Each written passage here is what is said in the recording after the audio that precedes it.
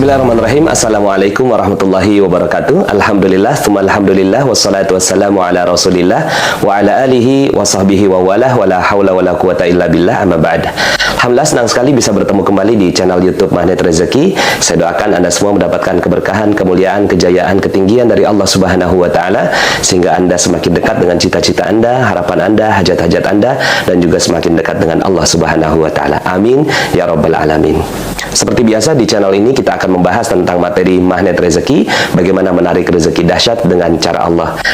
Tapi sebelum kita lanjut kepada materinya, bagi teman-teman yang belum subscribe dan baru saja menemukan channel ini, silahkan subscribe.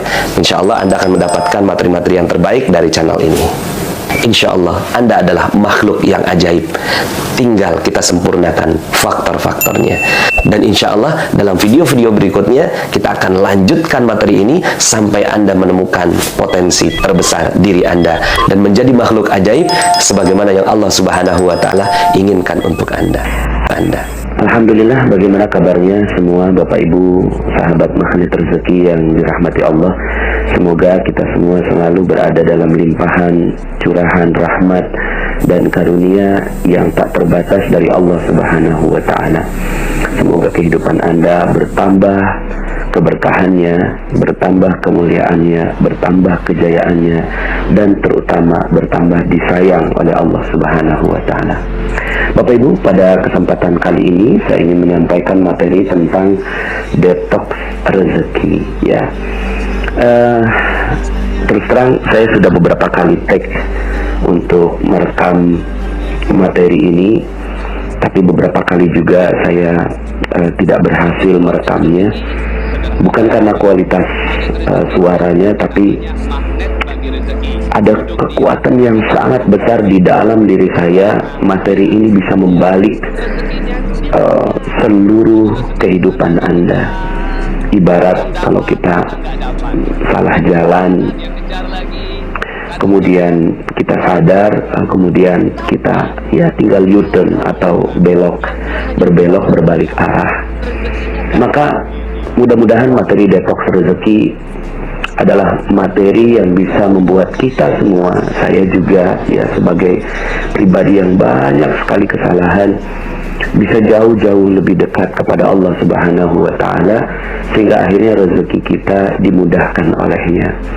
Bapak Ibu, ada banyak sekali yang merasa menyesal tentang dosa-dosa yang pernah dilakukan, tapi lebih banyak lagi yang tidak menyesal, Bapak Ibu. Lebih banyak lagi yang tidak mengetahui tentang dosa-dosa yang dilakukan. Lebih banyak lagi yang tidak mengerti tentang perisai rezeki. Dia hanya mengerti tentang kenapa hidup susah, kenapa hidup kok jadi ribet, kenapa kok rezeki jadi seret, ya. Kenapa kok hidup tidak mudah dijalani, kenapa tampaknya Allah tidak adil, begitu. Tapi betapa banyak orang di luar sana yang tidak sadar bahwa ternyata seluruh sebab-sebab dari yang terjadi pada kehidupannya hanyalah perisai rezeki yang dicintai betul olehnya, sehingga akhirnya dia tidak merasa bahwa dia telah melakukan kesalahan. Maka bagi Anda yang menghubungi saya secara pribadi dan kemudian mengatakan tentang betapa hinanya diri kita, betapa hinanya diri saya ketika mendengarkan materi tentang jodoh terbaik, mendengarkan materi tentang cacat yang sempurna, mendapatkan cerita tentang betapa banyaknya orang yang bersalah lalu kemudian berharap Allah Subhanahu wa Ta'ala mengampuninya, ya, tentang materi-materi ya yang berkaitan dengan apa yang sudah saya sampaikan sebelumnya. Bapak Ibu, bagi mereka-mereka yang sadar akan perisai rezekinya, saya ingin ucapkan selamat kepada Anda. Kenapa? Karena kesadaran akan kesalahan adalah rezeki itu sendiri. Kesadaran bahwa kita berbuat salah itu adalah rezeki yang tidak ternilai, Bapak Ibu, ya. Karena siapa sih yang nggak pernah berbuat salah? Siapa yang nggak pernah berbuat dosa? kullu bani Adam khata'un. Seluruh bani Adam tak terkecuali para nabi dan rasul, khata'un, berbuat salah, berbuat dosa, berbuat khilaf. Wa khairul khata' at-tawwabun, dan sebaik-baik orang-orang yang berdosa adalah mereka yang bertaubat kepada Allah Subhanahu wa taala. Di sepanjang sejarah ada banyak sekali kisah tentang orang-orang yang berdosa lalu berbalik arah. Berdosa berbalik arah lalu Allah tinggikan derajatnya. Berdosa berbalik arah, Allah tinggikan derajatnya. Nabi Musa alaihissalam, ketika beliau merasa tangannya hina betul ketika memukul seseorang yang dibelanya, sebenarnya ada konflik antara kaumnya Bani Israel dengan pengawalnya Fir'aun, lalu kemudian dipukul dan kemudian terbunuh, dan kemudian Nabi Musa merasa hina sekali. Nabi Musa merasa dirinya bersalah sekali karena telah membunuh, karena dalam sebuah ayat Allah Subhanahu wa taala berfirman, barang siapa yang membunuh satu manusia itu sama dengan membunuh seluruh manusia. Wa man ahyaha faka'annama ahyan nasa jami'a. Tapi sebaliknya, jika seseorang itu telah menghidupkan jiwa seseorang, maka dia sama dengan seperti menghidupkan seluruh jiwa manusia. Tapi subhanallah Bapak Ibu, kehinaan yang dianggap oleh Nabi Musa berbalik arah menjadi kemuliaan yang Allah Subhanahu wa taala pilihkan untuk beliau, yang akhirnya diangkat menjadi nabi. Jadi nabi juga berbuat salah, tapi kemudian ketika sadar akan kesalahannya, lalu kemudian Allah angkat derajatnya menjadi nabi. Bahkan Nabi Yunus alaihissalam, ketika beliau sudah tidak sanggup menghadapi kaumnya, yang akhirnya dia melarikan diri dari kaumnya yang Allah Subhanahu wa taala utus untuk berdakwah, tapi kemudian akhirnya di dalam perut ikan paus yang besar, Nabi Yunus menyadari kesalahannya, lalu kemudian gema dari doanya terdengar sampai kita saat ini. La ilaha illa anta subhanaka inni kuntu minadh dhalimin. Tidak ada ilah selain Engkau ya Allah, Maha suci Engkau. Inni kuntu minadh dhalimin. Ya Allah, saya ini termasuk orang-orang yang zalim.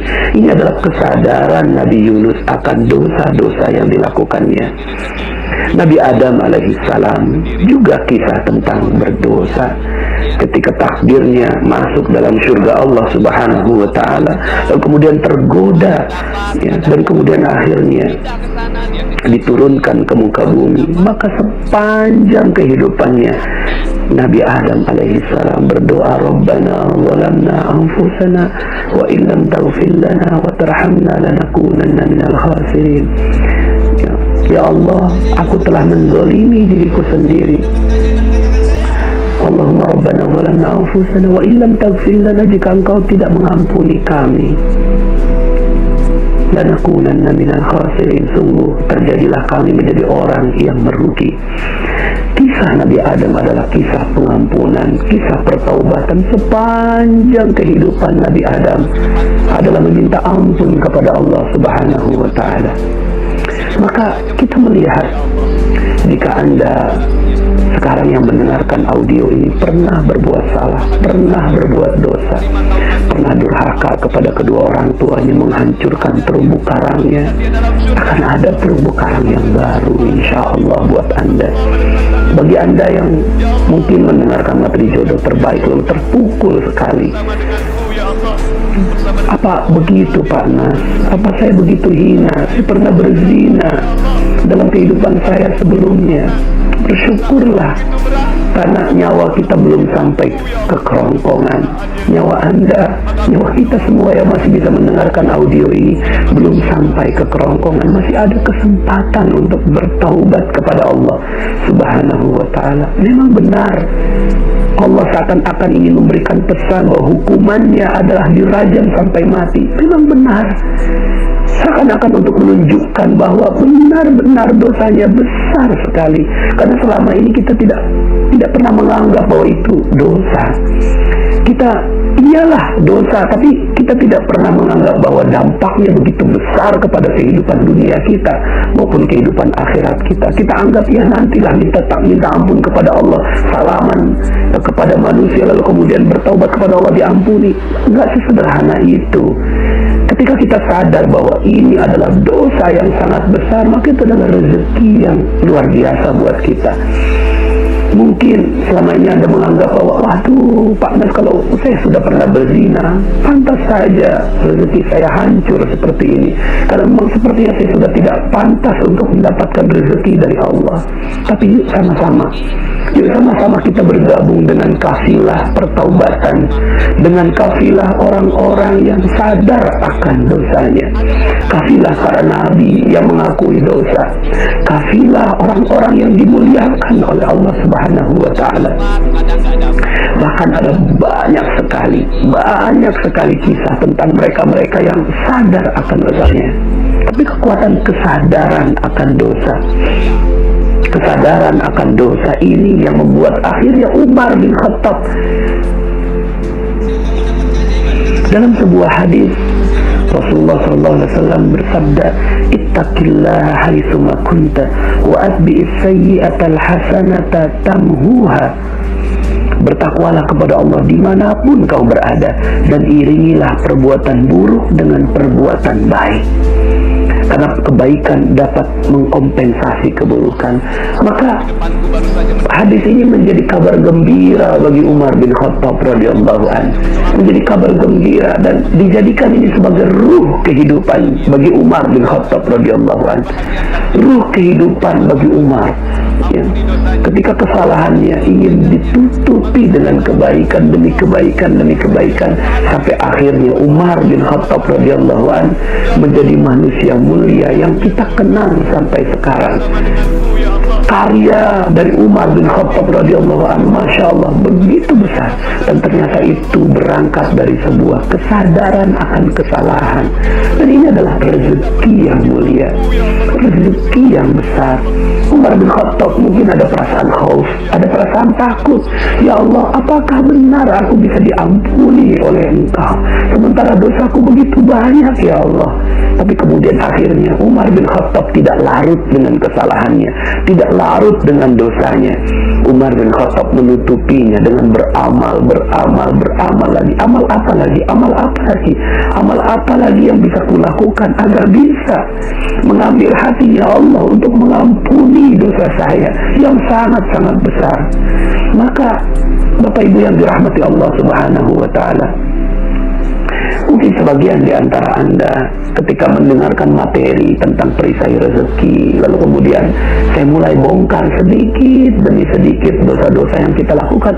Kita merasa pantas. Ya pantas aja rezeki kita nggak datang Bapak Ibu, karena perisai kita begitu besar. Tapi kita punya Allah yang maha mengampuni, yang maha sayang akan hambanya, Maka mari kita juga renungkan tentang sebuah hadis, kisah tentang seorang yang telah membunuh 99 orang. Satu orang saja dibunuh, selaksana membunuh seluruh manusia. Lalu kemudian ini membunuh 99 orang. Tapi kemudian dia sadar, hati nuraninya keluar, bekerja, sensornya bekerja. Lalu kemudian ada hidayah yang merasuk di dalam hatinya. Lalu kemudian bertanya, apakah aku bisa diampuni ya Allah sementara aku telah membunuh 99 orang? Lalu kemudian dia bertemu dengan seorang ulama pada saat itu. Ya, ini cerita di zaman Bani Israel, dikisahkan oleh Rasulullah SAW. Pada saat itu bertemu ulama, wahai syekh, wahai ulama, saya ini telah berdosa, 99 orang telah saya bunuh. Apakah saya bisa diampuni oleh Allah? Tapi kemudian ulama ini mengatakan, mungkin kau bisa diampuni. Satu orang saja sudah selaksana membunuh seluruh manusia, kamu telah membunuh 99 orang. Karena perasaan begitu putus asa akan rahmat dari Allah Subhanahu wa Ta'ala, akhirnya ulama ini dibunuh dan genaslah 100. Tapi kemudian manusia yang ingin bertaubat ini datang kepada ulama kedua yang kemudian mengatakan Allah Maha Mengampuni, sampai akhirnya batas ketenggorokan, sepanjang nyawa masih ada maka masih bisa diampuni oleh Allah, dengan syarat engkau meninggalkan seluruhnya dan pindah ke satu tempat yang lebih baik. Kemudian akhirnya dia lakukan itu, dan singkat cerita akhirnya seorang pembunuh yang telah membunuh 100 orang ini akhirnya meninggal dunia di tengah perjalanan. Dan ketika malaikat maut, malaikat berselisih tentang hal ini, apakah dia masuk surga atau masuk neraka, lalu kemudian diukur, ternyata beliau lebih dekat ke tempat desa yang dia tuju, ke tempat dia untuk bertaubat. Maka Bapak Ibu yang dirahmati Allah Subhanahu wa Ta'ala, mungkin sebagian di antara Anda seakan-akan sepertinya sudah tidak lagi punya harapan kepada Allah. Tapi yuk sama-sama kita renungkan tentang ayat-ayat Allah Subhanahu wa Ta'ala dan hadis-hadis Nabi yang bercerita tentang hal ini. Dalam Al-Quran disebutkan dalam surat Az-Zumar ayat 53 sampai 54. Qul ya ibadiyalladzina asrafu ala anfusihim la taqnatu min rahmatillah innallaha yaghfirudz dzunuba jami'a innahu huwal ghafurur rahim. Katakanlah, hai hamba-hambaku yang melampaui batas terhadap diri mereka sendiri, janganlah kamu berputus asa dari rahmat Allah. Sesungguhnya Allah mengampuni dosa-dosa seluruhnya. Sesungguhnya dialah yang maha pengampun lagi maha penyayang. Wa anibu ila rabbikum wa aslimu lahu min qabli an ya'tiyakumul azab thumma la tunsarun. Dan kembalilah kamu kepada Tuhanmu dan berserah dirilah kepadanya sebelum datang azab kepadamu, kemudian kamu tidak dapat ditolong lagi. Bapak Ibu, bagi sebagian Anda yang mengalami musibah dalam kehidupannya, musibah dalam rezekinya, musibah dalam kehidupannya karena dosa-dosanya begitu tebal, begitu besar, maka yuk sama-sama kita jadikan ini sebagai momen untuk kembali kepada Allah Subhanahu wa Ta'ala, bahwa insya Allah sepanjang nyawa kita masih ada dan belum sampai ke tenggorokan, kita masih memiliki kesempatan untuk bertaubat kepada Allah. Kita masih punya kesempatan untuk melakukan pertaubatan. Nah, Bapak Ibu, ini judulnya adalah detox rezeki, ya. Bagaimana kita bisa dengan jalan pertaubatan ini kita melakukan detox, ya. Mungkin Anda pernah melihat, dan ini pengalaman saya bersama istri begitu, ya. Ada yang memakai kosmetik bermerkuri, kosmetik berbahaya, lalu kemudian wajahnya hancur gitu, ya. Lalu kemudian dia sadar gitu setelah menggunakan kosmetik beberapa lama, kemudian akhirnya dia sadar bahwa zat yang dimasukkan ke dalam wajah ini adalah zat yang berbahaya. Lalu kemudian dia mulai sadar akan kesalahannya, tapi kemudian jalan untuk berbalik ke wajah yang semula itu adalah jalan yang terjal, Bapak Ibu. Jalan yang terjal, mungkin akan keluar semua flek-fleknya, jerawat dan segala macam gitu, ya, dari wajahnya. Tapi kemudian ketika ada yang memahami bahwa ini adalah proses detox, ini adalah proses detoksifikasi, keluarnya racun dari seluruh tubuh, maka dia bisa menerima dengan begitu sabarnya. Maka Bapak Ibu, logika rezeki yang kita bangun, ya, setelah beberapa materi ini, mungkin ada sebagian di antara Anda yang ingin rezekinya baik, bisa, insya Allah akan ada banyak sekali kesempatan untuk Anda masih bisa kok gitu. Kalau Anda sekarang ini hutang nggak lunas, piutang tidak terbayar, lalu kemudian Anda harus diusir, bahkan sebagian di antara Anda yang dipenjara, ada yang ditangkap, asetnya disita, dihancurkan semua kehidupannya, dihina oleh orang lain, maka yuk sama-sama kita melihat kehidupan kita, episode kehidupan kita bisa jadi itu karena dosa-dosa yang kita lakukan. Tapi it's okay, nggak apa-apa. Yang penting Anda sadar akan kesalahan, yang penting kita sadar akan kesalahan, lalu kemudian kita berbalik. Tapi jalan berbalik ini jangan meminta instan, Bapak Ibu. Kita sudah terlalu jauh berjalan dari jalur yang Allah inginkan. Kita terlalu jauh berjalan, lalu kemudian kita sadar bahwa ini bukan jalannya, lalu kemudian kita mulai berbalik. Tapi jalan berbalik adalah jalan yang terjal, seperti jalan detox itu, Bapak Ibu. Lalu kemudian seluruh racun-racun keluar, hinaan, cobaan, deraan. Mungkin kita perlu beberapa tahun sampai kemudian akhirnya Allah Subhanahu wa Ta'ala berikan rezeki yang baik untuk kita. Yang perlu kita sadari adalah bahwa sudah kita minta ampun kepada Allah atas seluruh kesalahan-kesalahan yang telah lalu. Kemudian kita sadar bahwa kita berbuat salah. Yang repotnya ini ada banyak orang yang ingin rezekinya berlimpah, tapi dia nggak sadar bahwa dia pernah berbuat salah. Merasanya bahwa hidup saya baik-baik saja, saya nggak pernah berbuat salah, ya.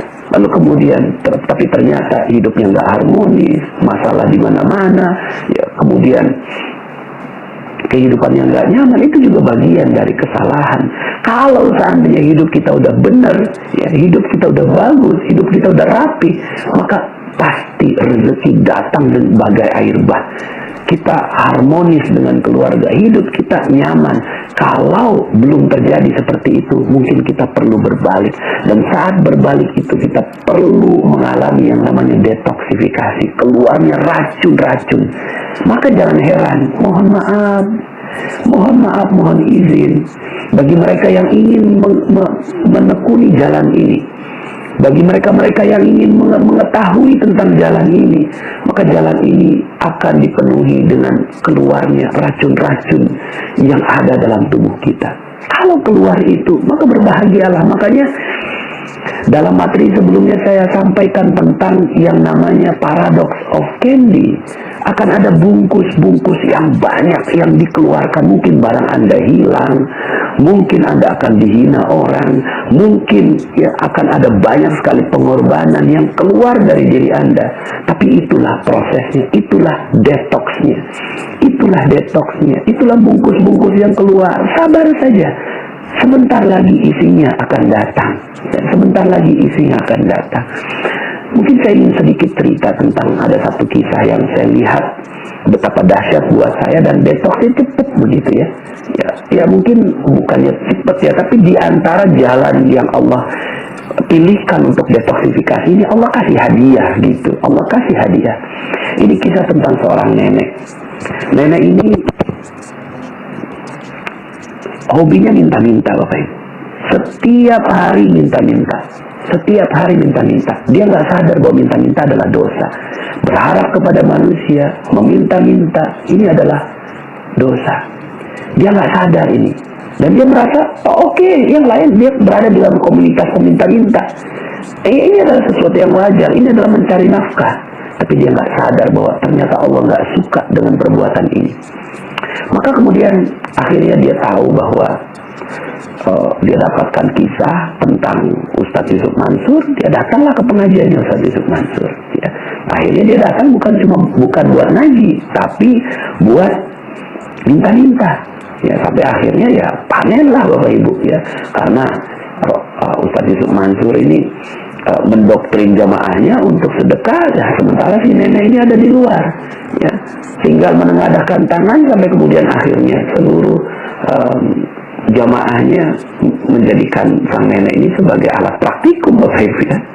Lalu kemudian dia lakukan itu terus sampai kemudian akhirnya ketahuan sama jamaah, Bapak Ibu. Dilaporkan sama Ustadz Yusuf Mansur. Ya kemudian ketemu, nenek datang pengen minta-minta. Enggak Ustadz, saya nggak pengen minta-minta. Saya pengen ngaji Ustadz. Wah, ini banyak orang yang laporan nenek seperti ini.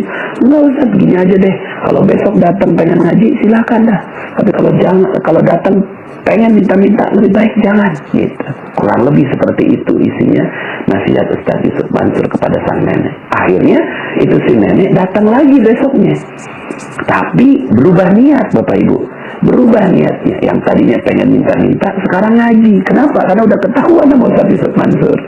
Sampai kemudian akhirnya ini nenek ngaji, sampai kemudian akhirnya ada tuh si nenek, ada Ustaz Yusuf Mansur, ada saya. Ini si nenek ini ngoceh aja depan Ustaz Yusuf Mansur, gitu ya. Nggak tahu orang yang diocehin orang yang sibuk. Sampai kemudian Ustaz Yusuf Mansur bilang gini, udah nek, gak usah banyak ngomong, nih gue mau kasih duit, ya. Yang tadinya dia ngoceh langsung diem gitu, ya. Gue mau kasih duit 250.000, tapi bukan buat nenek semua, ya. 190.000 bagiin ke orang lain sebagai sedekah, 60.000 buat nenek sebagai ongkos bagiin sedekah. Paham? Nggak paham Ustaz, kata tuh si nenek. Ya akhirnya Ustaz Yusuf Mansur ngeliat saya, Nas, terusin Nas, gue banyak urusan. Akhirnya pergilah Ustaz Yusuf Mansur. Saya berhadapan sama si nenek. Oh mungkin tadi Ustaz Yusuf Mansur ngejelasinnya kecepatan. Saya akhirnya jelasin pelan-pelan. Nek, Ustaz Yusuf Mansur mau ngasih duit, gitu. Cuma ya bukan buat nenek semua. Ustaz Yusuf Mansur mau ngasih 250.000. Betul kan Ustaz? Ya, saya cari Ustaz Yusuf Mansur. Nggak ada Ustaznya. Oh, ternyata nerusinnya bukan cuma nerusin jelasin, nerusin ngasihin duit, gitu kan. Akhirnya, aduh, saya dijebak sama Ustaz Yusuf Mansur, tapi dijebak yang baik, begitu. Akhirnya keluarlah dompet saya ada duit 300.000. Kemudian akhirnya saya keluarkan, ini ada duit 300.000, tapi bukan buat nenek semua. 240.000 bagiin ke orang lain sebagai sedekah, 60.000 buat nenek sebagai ongkos bagiin sedekah. Paham? Paham Ustaz? Oh cepet banget pahamnya. Kenapa? Karena yang sebelumnya nggak ada duitnya, sekarang ada duitnya. Jadi orang kalau dijelasin ada duit cepet paham gitu. 2 minggu kemudian saya ketemu masih si nenek lagi. Nangis si nenek ini, subhanallah Ustaz, alhamdulillah. Ada apa nih? Ada apa? Iya tuh Ustaz, duit itu udah saya tukerin duit-duit kecil, ya, duit 2.000, 5.000, 10.000 gitu. Cuma karena komunitasnya peminta-minta yang datang banyak, sampai duit 240.000 udah habis, masih ada 3 orang yang datang. Nek, bagi sedekah kok saya nggak dapet, gitu kata 3 orang ini. Udah habis, udah ketinggalan loh, gitu. Jangan bohong dong Nek, jangan bohong. Akhirnya karena didesak, keluarlah bagian dia. Bagian dia berapa tadi? 60.000. Dikeluarkan 10.000. Nih, bagi 3 ya, udah habis. Pagi harinya beliau melakukan hal seperti itu. Malam harinya lewat depan sebuah rumah. Kalau nggak salah namanya Ibu Hajah Maryam. Nek, sini Nek, ada apa Bu Haji? Nggak tahu nih, beberapa bulan ini saya terus keingetan nenek. Alhamdulillah, tadi pagi saya udah daftarin nenek pergi umroh. Subhanallah, 10.000 pergi umroh. 10.000 pergi umroh. Masya Allah, ini yang namanya detox rezeki Bapak Ibu. Kita lihat prosesnya. Pertama, sang nenek melakukan dosa. Apa dosanya? Dosanya meminta-minta dan memanfaatkan masjid sebagai ladang untuk meminta-minta. Ini dosa, ya. Ini dosa yang dia lakukan, tapi dia nggak sadar. Dia merasa bahwa itu oke, semua juga melakukan itu, gitu ya. Tapi ternyata dia telah menggantikan manusia, telah menggantikan masjid, telah menggantikan pengharapan ke orang lain dibandingkan dengan pengharapan kepada Allah. Dan ini adalah salah satu bentuk dari dosa. Ya, ini satu. Tahap yang pertama adalah melakukan dosa. Yuk kita berkaca. Mungkin sebagian di antara kita, saya juga termasuk, pernah melakukan dosa, gitu ya. Lalu kemudian kita coba teliti, apa ya salahnya, gitu ya. Apa ya salahnya? Terus kemudian kita coba meminta, bertanya kepada Allah, ya Allah saya salah di mana, gitu ya. Lalu kemudian yang kedua, sadar akan kesalahan. Nah, di sini Allah menjadikan kesadaran akan kesalahan itu dengan bantuan orang lain, yaitu bantuan jamaah yang melaporkan ke Ustadz Yusuf Mansur, dan Ustadz Yusuf Mansur juga menegur kepada sang nenek. Ini adalah proses kedua terhadap sang nenek, yaitu memberitahu tentang kesalahan. Nah, sampai di sini ada orang yang mau nerima, ada orang yang tidak mau terima. Ya, sampai di sini ada orang yang mau terima, ada orang yang nggak mau terima. Kebetulan, alhamdulillah, sang nenek ini mau terima. Akhirnya beliau merendahkan dirinya. Ini tahap ketiga. Pertama, terjadi dosa. Kedua, disadarkan akan dosanya. Yang ketiga, merendahkan hatinya kepada Allah Subhanahu wa ta'ala dan merasa bahwa dirinya pernah melakukan salah dan meminta ampun kepada Allah Subhanahu wa ta'ala. Proses merendahkan diri di hadapan Allah ini dilakukan oleh Nabi Adam sepanjang 1000 tahun. Proses merendahkan diri ini dilakukan oleh Nabi Musa. Proses merendahkan diri ini dilakukan oleh Nabi Yunus. Proses merendahkan diri ini dilakukan oleh Umar bin Khattab radhiyallahu anhu. Sehingga ketika setiap beliau ingat akan wajah anaknya, beliau selalu menangis. Ini adalah proses merendahkan diri di hadapan Allah. Ya. Dan proses merendahkan diri ini dilakukan dengan sepenuh kesungguhan. Kemudian setelah merendahkan diri di hadapan Allah, baru yang keempat, mengisi dengan aktivitas yang bisa menutupi dosa tersebut. Ya, yang dilakukan oleh sang nenek adalah ngaji, gitu ya. Ini yang dilakukan oleh sang nenek. Nah, yang dilakukan oleh Umar bin Khattab adalah menutupi dengan berbagai amal soleh. Maka kita harus haus, gitu ya. Harus haus, apalagi amal soleh yang harus saya lakukan. Makanya janji Allah terhadap berbagai amalan itu adalah diampunkan seluruh dosa. Ini ada proses detox, gitu ya. Ini ada proses detox, sehingga akhirnya yang dilakukan oleh seorang mukmin adalah mencari detoxnya. Apa nih yang harus saya lakukan agar bisa mendetoks dosa-dosa saya, agar bisa menghancurkan seluruh dosa-dosa saya. Begitu, ya. Maka di sini menutupinya dengan berbagai amal soleh, beramal lagi, haus dengan amalan-amalan yang Allah janjikan untuk pengampunan dosa. Nah, untuk kasus sang nenek ini, beliau akhirnya ngaji. Dan saya yakin proses ngaji yang dilakukan oleh sang nenek ini pedih sekali. Kenapa pedih? Karena dia biasa mendapatkan uang dari pengajian, tapi sekarang ini tidak mendapatkan. Maka bisa jadi kehidupannya berat, bisa jadi kehidupannya sulit, bisa jadi kehidupannya tidak mudah, Bapak Ibu. Tapi beliau terima. Kenapa? Karena udah ketahuan ya, ini dipaksa, ini detox terpaksa namanya. Tapi Anda, insya Allah ya, saya yakin Anda yang mendengarkan audio ini adalah mereka-mereka yang tegar, yang siap menerima detox dari Allah Subhanahu wa ta'ala. Maka ada yang mengalami detoxnya selama 7 tahun, ada yang detoxnya selama 2 tahun, 3 tahun, 5 tahun, dan seterusnya. Nah, ini Bapak Ibu, ya, mengalami beratnya ujian ketika kembali. Jadi yang pertama, dosa, melakukan dosa, ini tahap pertama. 2, sadar akan kesalahannya. 3, merendahkan diri di hadapan Allah Subhanahu wa ta'ala. Yang keempat, diisi dengan berbagai amalan-amalan untuk mempercepat ditimbunnya dosa-dosa itu. Dan yang kelima adalah bersabar dengan prosesnya, bersabar dengan proses detoxnya, ya. Bersabar dengan prosesnya. Yang keenam, bersabar ketika muncul berbagai kesulitan dalam proses detox ini, ya.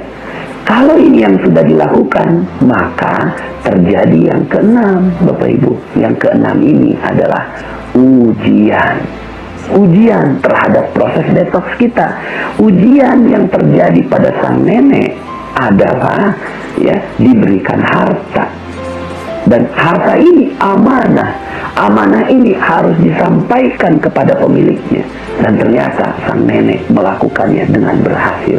240.000 dibagikan semuanya. Dan ternyata tidak cukup dengan itu. Yang dilakukan oleh sang nenek adalah menambah amanah itu ya dengan pengorbanan. Yang dilakukan mengorbankan 10.000 dari yang dimilikinya untuk ya menenangkan orang-orang. Dan akhirnya tahap terakhir dari proses ini ya, tahap yang ke-9 adalah terjadinya keajaiban. Keajaiban ini terjadi adalah karena hadiah Allah. Allah suka dengan orang yang kembali. Allah suka dengan orang yang melakukan proses detoksifikasi itu. Ya, Allah suka dengan orang yang kembali kepada Allah Subhanahu wa Ta'ala. Maka Bapak Ibu yang dirahmati Allah Subhanahu wa Ta'ala, mudah-mudahan materi ini bisa membuat kita akhirnya mendapatkan optimisme kembali bahwa Allah Maha memberikan hadiah untuk kita. Dan mungkin sepanjang perjalanan itu didetoks lagi hadiah, detoks lagi hadiah, lagi detoks lagi hadiah, hadiah-hadiah kecil yang Allah akan berikan pada kita. Bersyukur dengan setiap hadiahnya, lalu kemudian detoks lagi hadiah lagi, detoks lagi hadiah lagi, terus sampai kemudian akhirnya bersih kita seluruhnya dari seluruh dosa-dosa kita. Nah, maka Bapak Ibu yang dirahmati Allah, ada banyak sekali ayat-ayat yang menekankan tentang hal ini ya. Misalnya dalam surat An-Nisa, "Wa may ya'mal su'an aw yadhlim nafsah tsumma yastaghfirillah yajidillaha ghafurar rahima." Dan barang siapa yang mengerjakan kejahatan dan menganiaya dirinya sendiri, kemudian ia mohon ampun kepada Allah, niscaya ia mendapati Allah Maha Pengampun lagi Maha Penyayang ya. Kemudian juga dalam surat At-Taubah ayat 104, "Alam ya'lamu annallaha huwa yaqbalut taubah an ibadih." Tidaklah mereka mengetahui bahwasanya Allah menerima taubat dari hamba-hambanya.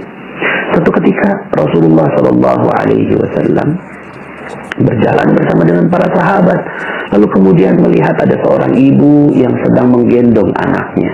Lalu kemudian Rasulullah bertanya pada para sahabat, "Wahai sahabatku, kira-kira ibu itu tega nggak? Ya, mau nggak melemparkan bayinya ke kobaran api?" Begitu.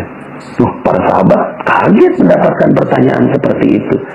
Tidak mungkin ya Rasulullah ya, ibu itu begitu sayangnya kepada anaknya, nggak mungkin dilemparkan ke kobaran api. Kemudian kata Rasulullah Shallallahu Alaihi Wasallam, "Sungguh Allah lebih sayang daripada seorang ibu kepada bayi.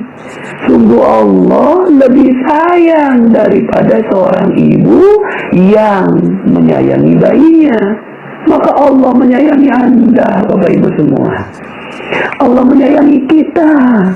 Allah gak pengen kita tergores sedikit pun dari api neraka. Allah gak pengen kita masuk di api neraka. Gak pengen Allah. Gak mau Allah kita masuk di api neraka. Gak mau Allah. Allah gak ingin sama sekali melihat kita terbakar di api neraka. Itulah Allah. Kalaulah ibu kita tidak mau meletakkan kita di api neraka, bagaimana Allah? Bagaimana Allah? Allah tidak mungkin.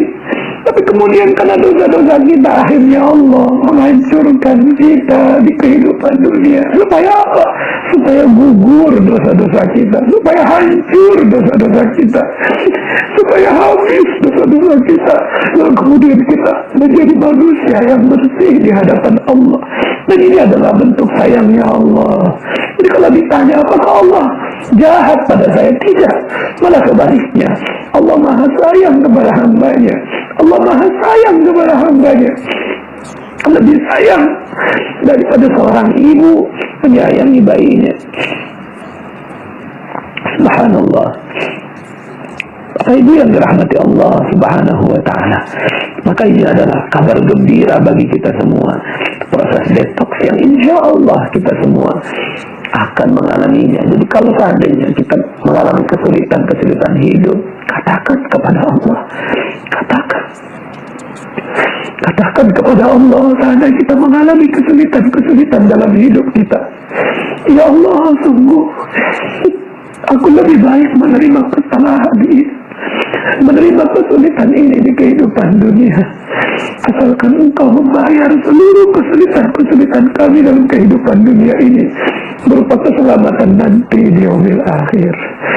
Tapi percaya Bapak Ibu, percayalah bahwa Allah juga berhak untuk memberikan harta rezeki yang berlimpah pada Anda dalam kehidupan dunia, asalkan Anda sabar dalam prosesnya. Di akhir dari audio ini saya ingin membacakan sebuah hadis yang ada dalam kumpulan hadis Arba'in nomor 42, dalam sebuah hadis qudsi.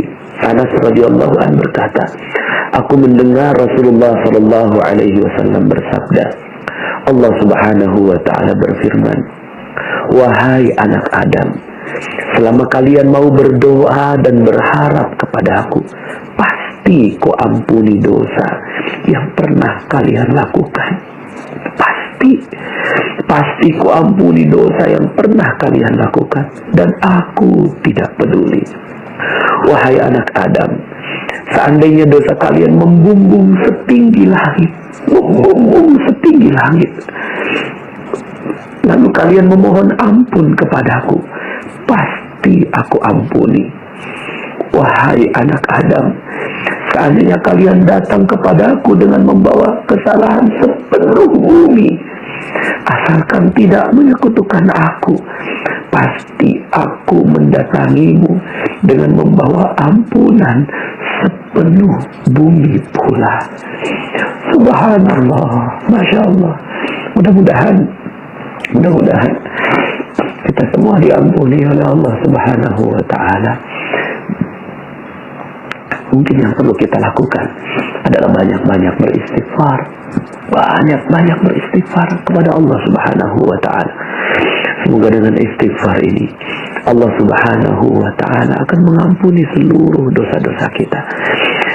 Mudah-mudahan dengan seluruh dosa-dosa ini Allah Subhanahu wa ta'ala akan mengampuni seluruh dosa-dosa yang kita lakukan. Yang kita bisa lakukan adalah beristighfar, lalu kemudian bertaubat kepada Allah Subhanahu wa ta'ala. Kemudian kita baca doa Sayyidul Istighfar yang nantinya akan saya ajarkan dalam kesempatan berikutnya.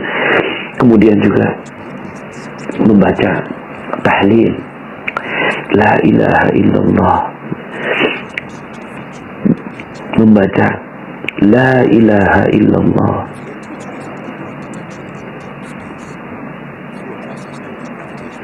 Dalam sebuah hadis Rasulullah SAW, Ummu Hani berkata, Rasulullah SAW bersabda, ucapkanlah La ilaha illallah, maka ucapan ini tidak akan menyisakan dosa dan tiada perbuatan yang melebihi keutamaannya.